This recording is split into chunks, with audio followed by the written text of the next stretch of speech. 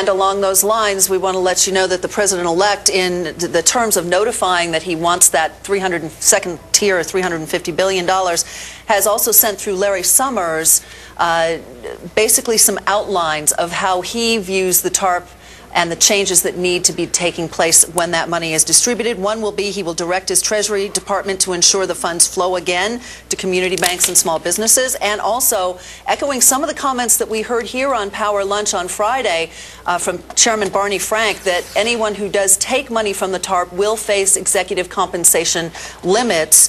And in addition to that, he wants more transparency in the TARP fund. So we will see indeed whether or not that does happen, but those are some of the things that he wants to see done. Joining us now to talk about that, former Democratic strategist and nationally syndicated columnist David Serrata, and Dan Mitchell, senior fellow at the Cato Institute. Dan, you are in favor of more restrictions on TARP money.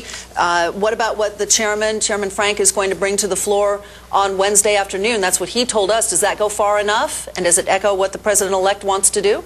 Well, what I would actually prefer to do is just get rid of all the TARP money. I've been against bailouts since day one. I think what Bush has done has been a disaster, and unfortunately, everything we're seeing from the new administration and from Capitol Hill is they want to take a bad situation and make it worse. I have nothing against restrictions if we're going to try to make a bad situation less worse. But I'm very worried that part of what Chairman Frank is talking about is expanding the number of interest groups that can stick their snouts in the public trough. The politicians love making more industries and more interest groups dependent upon Washington, because that, of course, increases the power of Washington. So what we're seeing is great for the lobbyist class, it's great for the politicians, but it's just not good for the American economy. David, what do you think?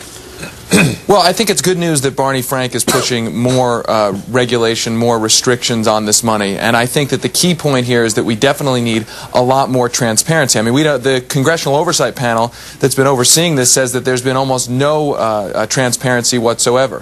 What I would like to see is Congress passing those transparency measures, those restrictions, before it gives away this $350 billion. The question will be, will Congress simply give away this $350 billion before it passes these restrictions? Isn't time of the essence, though? I mean, Barack Obama has said himself, I mean, just the fact that they're requesting it now on the Bush administration's watch, and now you get a timetable of 6 days when the House and the Senate must vote on this, that says that he's in a hurry with this thing.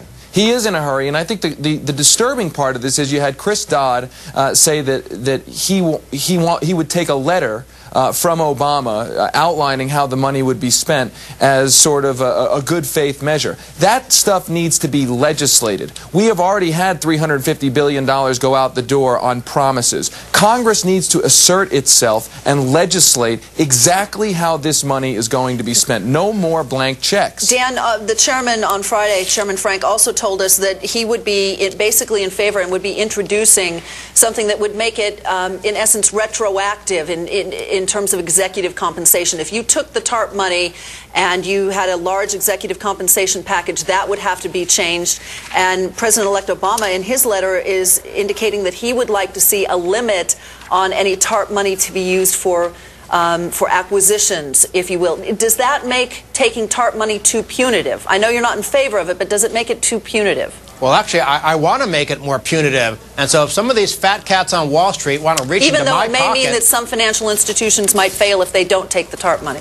If they made bad decisions, they should fail. This is why the whole TARP process has been wrong from the beginning. If you're a Wall Street institution, you've made bad decisions, you should go under. You shouldn't be able to hire a bunch of fat cat lobbyists who then go to the politicians and trade campaign cash for a bailout. So if you're going to go ahead and stick your snout in the public trough, as far as I'm concerned, as a Wall Street executive, you should get about the salary of a civil service bureaucrat, which is too high as it is. But once you start mooching off the taxpayers, you sacrifice your freedom to have your shareholders determine your salary, because your shareholders are now the U.S. taxpayers. Now, but let me say, that is simply trying to put perfume on a hog. The real problem is that we have bailouts. And no matter what you do once you have bailouts, no matter what transparency you have, you're never going to uncover the sleazy, behind-the-scenes deal-making between the lobbyists. Well, let me just add. Let me just add real quick.